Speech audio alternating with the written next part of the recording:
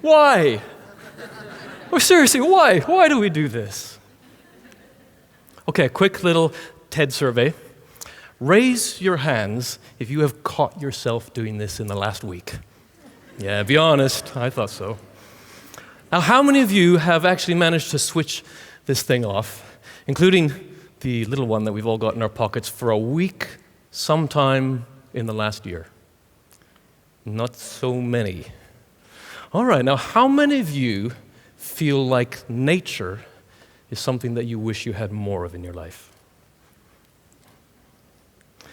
My name is David McGoran, and for the last 6 years, I've been leading a rather unusual experiment right here in Bristol, codenamed Rusty Squid. Rusty Squid. At the heart of our little laboratory is a team of artists, engineers, and designers who have come together to explore the potential of hijacking and repurposing robotic technology as a fundamental form of human expression rather than just a tool. We use electronics and motors, sensors and control systems and elements of artificial intelligence as our creative medium, our palette. We're known for some of our more public works of robotic art and design, such as Bookhive. Here we used traditional wooden mechanisms alongside contemporary robotics and electronics and motors, and combined it with swarm algorithms to bring 400 books to life right here in Bristol Central's library. When you entered the hive, the enormous wooden hive, sensors would capture your movements in the space, and the books would respond.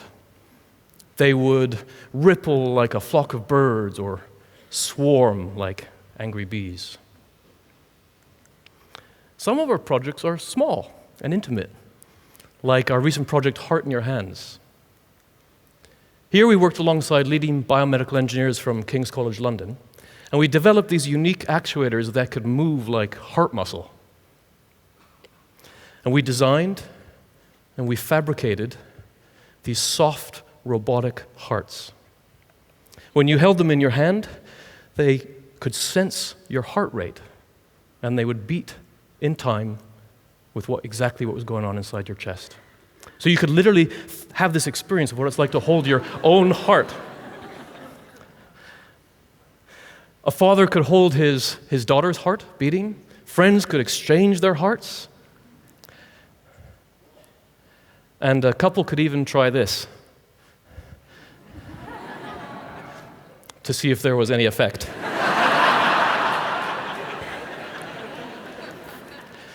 We seem to have hit a nerve, because you see, the physical and embodied nature of robotics, along with its ability to sense and respond to the world around it, is an incredibly effective way at engaging people.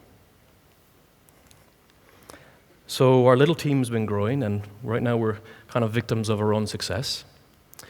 And sometimes it feels like we're witnessing what might be the birth of an entirely new creative industry, one that might possibly define our century.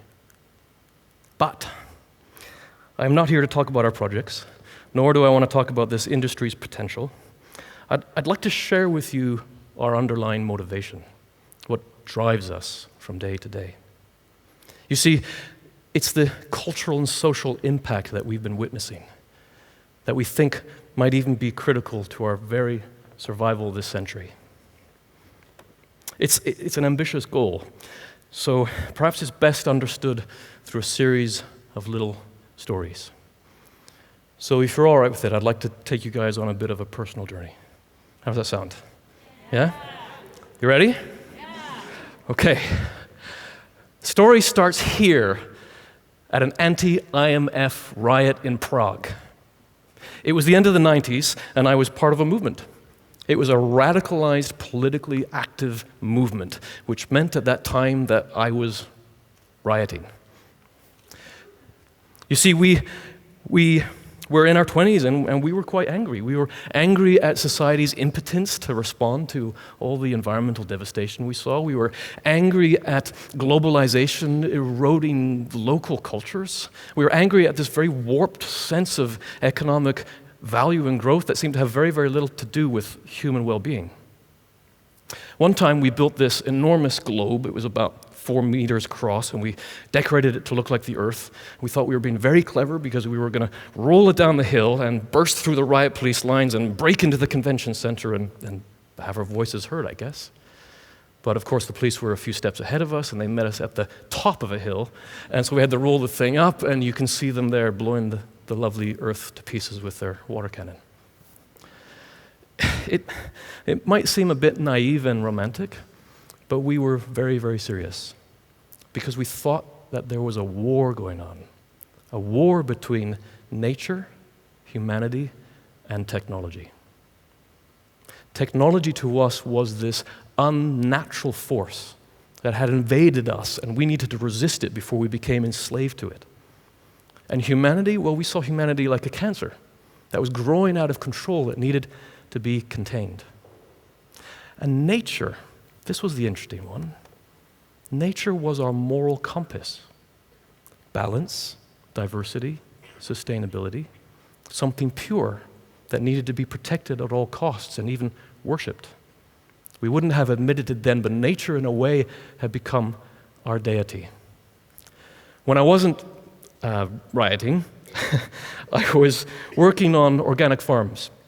Because the solution, as this not-so-small community viewed it, was to go back to the land, the Garden of Eden, return to the primitive. Does anyone recognize this face? Yes, it's a very interesting and important story to me, and I think it'll help you understand where I'm coming from. In 1978, somebody started sending mail bombs all around the United States, targeting universities, computer science labs, professors of artificial intelligence and robotics. His name was Ted Kaczynski, and he's responsible for killing 3 people and brutally maiming more than 20. It was very serious. But he was a child prodigy, and at the age of 25 was a professor of mathematics at UC Berkeley. He fled civilization to become a hermit, and through the 70s, 80s, and 90s, from a small cabin in the woods, he unleashed his terror. He was finally caught because of what he wrote. A 35,000-word anti-technology treatise called The Industrial Society and Its Future. It became known as the Unabomber Manifesto, and though we all abhorred his acts of terror, his words had got under our skin. You see, what he wrote was incredibly prophetic. He spoke about how we are forced to adopt industrial technologies or we risk complete exclusion from society.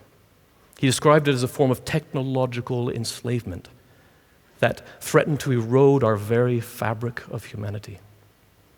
He said that one day power and wealth will be extremely concentrated because of this. And he even said that one day computers would even be entering our brains. Crazy, right? So, then something very interesting happened to me.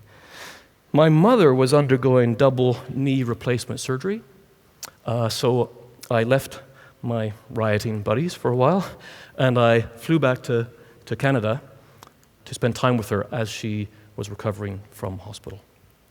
And when I was there in hospital, one day she turned to me and she said, "David." I was like, "Yeah?" She said, "I'm thinking of becoming a cyborg." I was like, "What?" You see, she had Parkinson's disease, and the disease was progressing. And about that time, a new therapy had just been approved for deep brain stimulation, literally a chip in the brain.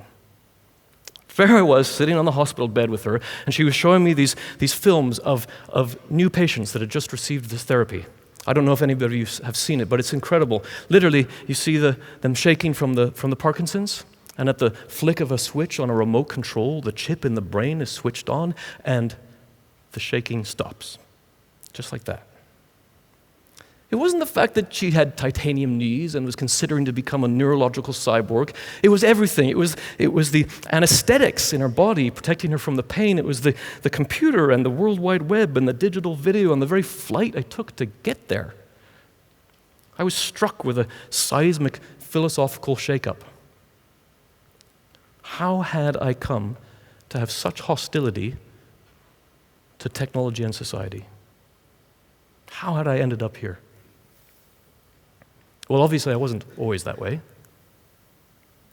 I'm going to need to take you back a little further to when I was 7. I had seen this film called The Children of Theatre Street. It was 1977 at the height of the Soviet ballet. The film followed children as they trained for the Russian Kirov Ballet in Leningrad, and I thought it was the coolest thing I had ever seen. And when I came home, I said, "Dad, I know what I want to be, a ballet dancer." I ignored his rather confused and concerned look and trained classically for 10 years. I was interested in anything that moved. I built puppets and put on puppet shows. I even hacked my old Walkmans in the 80s and turned them into little analog robots that would scurry around the floor. I wasn't just trying to get a reaction out of people. I wanted to move people. I was fascinated by the power motion had to trigger emotion. There was no distinction between art and science or design or engineering or even philosophy at that age. I mean, perhaps we're all born natural polymaths. But there are no polymath pathways to take in our world. I had to decide. So I ended up going into the performing arts. I was accepted to the National Theatre School of Canada, where I discovered and fell in love with the more physical types of theatre. Theatre such as commedia dell'arte, a type of street theatre popular in the 16th and 17th century Europe. These guys, these troupes would literally perform on the back of an upturned cart in a crazy marketplace, competing with, a local hanging over there and a pig being slaughtered over there. So this bold physicality was required in order to attract and hold the attention of the public. In contrast, I'd look around in today's world and it seemed like we were almost completely oblivious to the fact that we had a body. Technology and society seemed to be driven by this out-of-body identity, constipated with cognition. And so I rejected technological society in search of our more wild nature. And I slipped into radicalism. I left dance and theater as well, with one exception, puppetry. I would build these little naked puppets, and I would perform with them on the streets all over the world. I would sometimes sit them on the edge of a garbage can, and they would quietly move. I'd have the little puppet rummage through the garbage and pull out, something, bit of packaging, and hand it to somebody watching.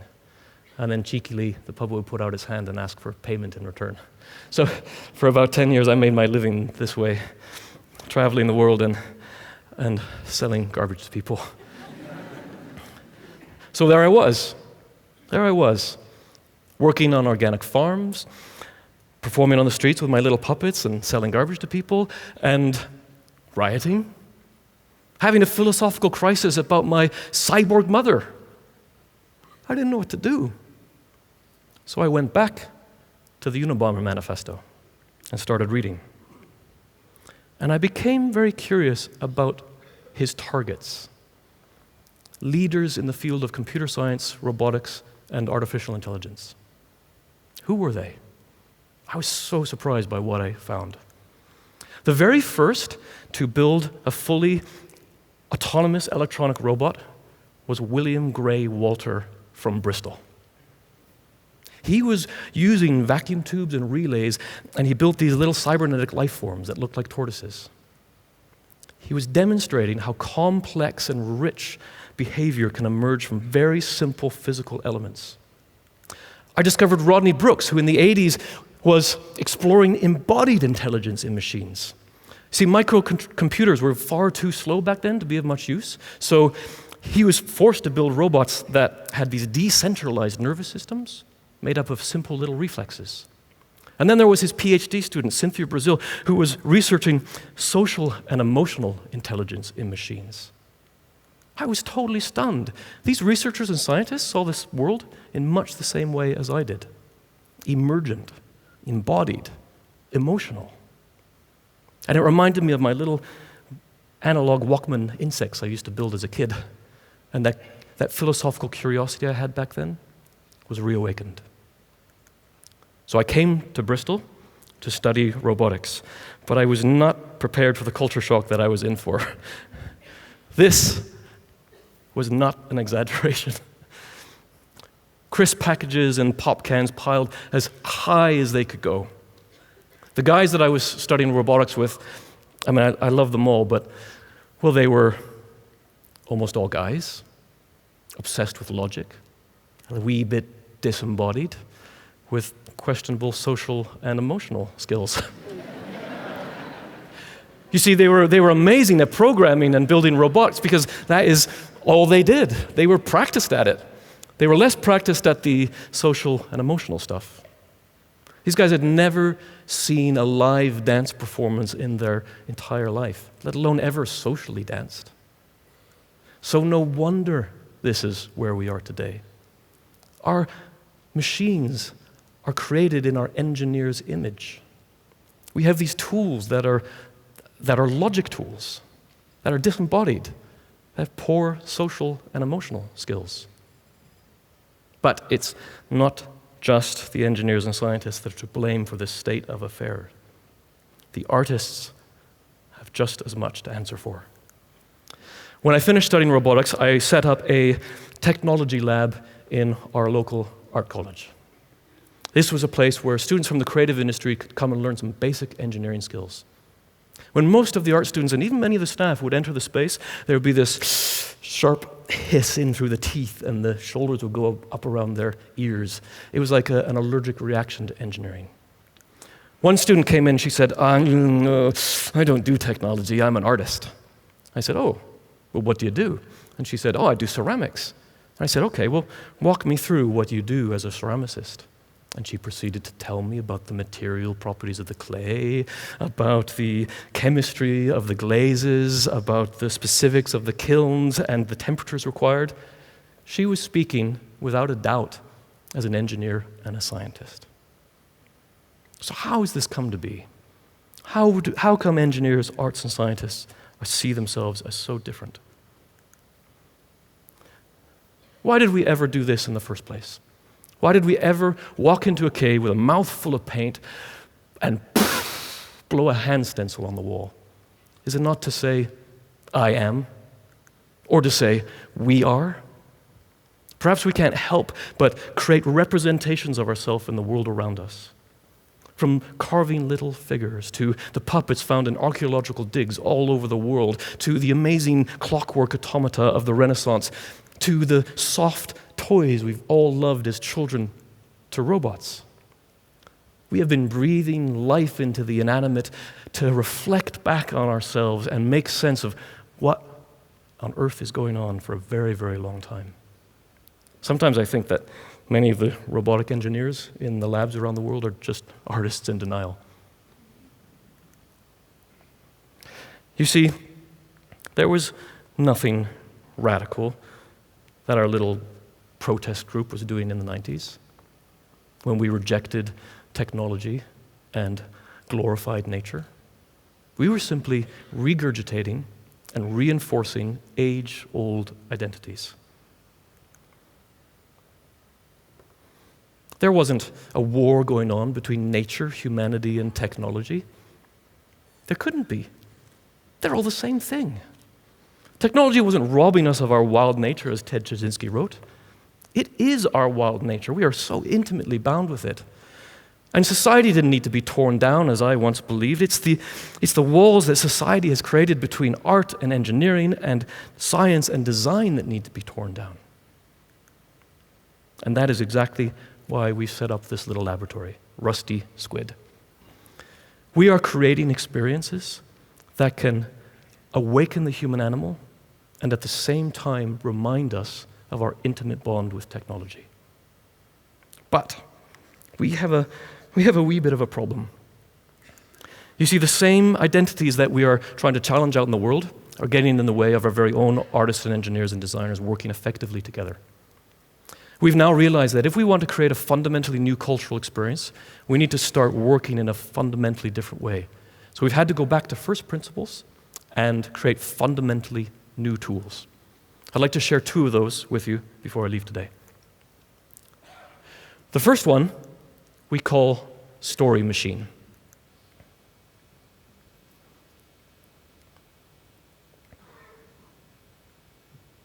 This is basically a non-linear storyboard for behavior and relationship design of complex robotic systems. Our entire team can come together and they can share their diverse and specific understanding of a project with each other. Because the relationship between software, mechanics, emotion, behavior, aesthetics is all equally represented.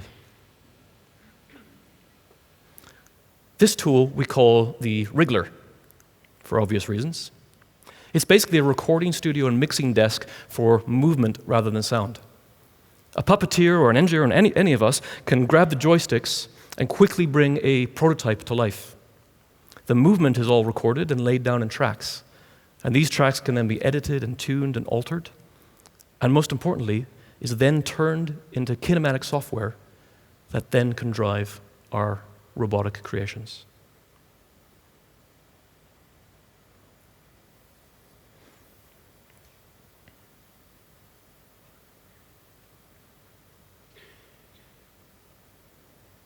So we've only just scratched the surface of these tools, and we don't expect to solve this in our lifetime. We suspect that this thing is generational. So for that, we've started an internship, and each year we invite a young artist, a young engineer, and a young designer to form an ensemble and work alongside our core team, so they can experience what it is like to have an integrated working practice.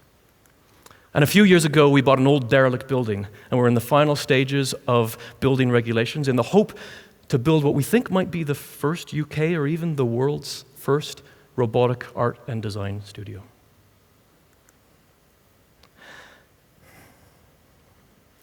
I am concerned that our civilization is not prepared for this century. If even a fraction of the technological tsunami that we are expecting hits us, then we are in for a rough ride. And I fear that we will react badly to the many shocks that this century could hold. It would be very easy for many of us to slip into that fierce hostility towards technological society as I once did, and many people I know did. Last winter, I invited our core team to each bring their most beloved childhood toy.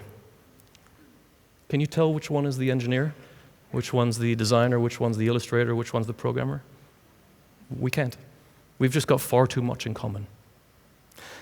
I suspect that our only hope for surviving this century is that we admit that the boundaries between nature, humanity, and technology are only in our mind. We need to learn to see the intimate relationship between them. And we have to challenge this culture that continues to perpetuate the divisions between art and engineering and science and design so that we can face this uncertain future with an honest and integrated embrace. Thank you very much.